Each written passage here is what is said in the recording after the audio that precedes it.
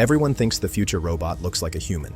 2 legs, 2 arms, maybe even a face. That's the bet every major robotics company is making right now. Tesla, Figure, Unitree, Boston Dynamics, billions of dollars, all chasing the same shape. But this week, a startup backed by Eric Schmidt just said all of that might be wrong. No legs, no head, not even a face, and it might just be the robot that actually makes it into your workplace before any of the others do. This is Eno, and this might be the moment the robot race actually changes direction. Not by mimicking us, but by outperforming us. Humanoid era might be over before it even started. Welcome to the Eno shift. So here's what just happened. A robotics startup called Genesis AI, based in San Carlos, California with French roots, just unveiled their first general-purpose robot. It's called Eno, and the design is unusual. Instead of legs, it rolls on a wheeled base. Instead of a head, it has an optional screen on its chest that shows what the robot is thinking in real time. And instead of trying to look like a person, the body is just a minimalist tower of panels that can rise, shrink, and fold flat when it's not working. The one place it does look human? The hands. Genesis AI gave Eno dexterous, human-scale hands because the world around us, door handles, tools, shelves, switches, was all built for human hands. So if a robot is going to work alongside us, the hands matter more than the face ever will. The company has already raised over $100 million in seed funding, backed by Eric Schmidt, Eclipse, and Kozla Ventures. And they've already signed a deployment partnership with LG CNS to start piloting Eno in manufacturing and logistics. Translation: this isn't a concept video, this is a company with real money, a real industrial partner, and a plan to put these things to work by the end of the year. Now, to understand why Eno is such a big deal, you have to understand why everyone else went humanoid in the first place.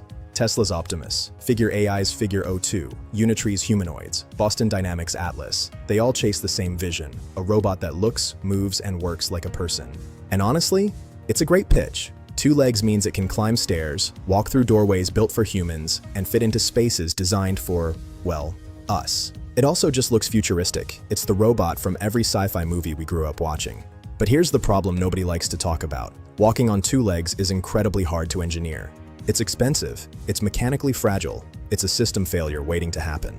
And in a real workplace, a warehouse, a factory floor, a lab, a robot that can fall over is a liability, not an asset. This is where Eno's bet gets interesting. Genesis AI says something pretty telling. Their industrial customers actually asked for wheels, not legs. Wheels. And when you think about it, that makes total sense. Most of the places robots will actually work first have flat floors and predictable paths. You don't need to climb stairs in a distribution center. You need something that can roll in, reach high, reach low, and not tip over while carrying a payload. Wheels are simpler. They're cheaper to build. They're more stable. The future of work doesn't need to walk. It just needs to work. Welcome to the wheeled revolution.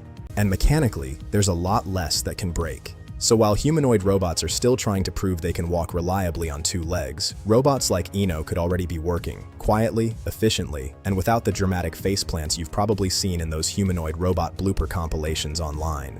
It's a legitimate, what if everyone's been chasing the wrong shape moment in robotics. But here's the part that actually matters most. And it's easy to miss if you're just looking at the robot's shape. The real competition isn't about legs versus wheels. It's about what's happening inside the robot's brain. Genesis AI built something called Gene, their own foundation model made specifically for robotics. The goal isn't to make Eno follow a fixed list of pre-programmed instructions. It's to make Eno actually reason, see an object, understand the goal, adjust when something changes, and carry out tasks that take multiple steps over time, not just one robotic motion on repeat. That's the bigger story in robotics right now. It's not really a hardware race anymore. It's an AI race. The body is just the delivery system. The brain is the product. Now the question everyone's actually thinking about, are these robots coming for jobs? Genesis AI's framing is that Eno is built to amplify human expertise, not replace it. The idea is a robot working alongside people, handling repetitive or physically demanding tasks, while humans focus on the parts of the job that need judgment, adaptability, and experience. That's the pitch anyway. And to be fair, that's the same pitch every robotics and AI company makes. But it's worth sitting with the bigger concern here. As robots like Eno get better at reasoning instead of just repeating fixed motions, the conversation shifts. It's not just, can a robot do this task? It's, how many of these tasks add up to someone's entire job? That's not a problem this video can solve, but it's a question worth asking honestly, instead of pretending it isn't there. So here's where this leaves us. For years, the assumption was that the robot that finally enters our daily lives would look like us. 2 legs, a face, maybe even something close to a personality. But the first robots to actually show up in warehouses, factories, and labs might be the exact opposite. No legs, no face, just wheels, hands, and a brain built to actually get the job done. And that might be exactly why they win first. Subscribe to Darkwave Tech, because the next wave of AI robots isn't going to look anything like you expect.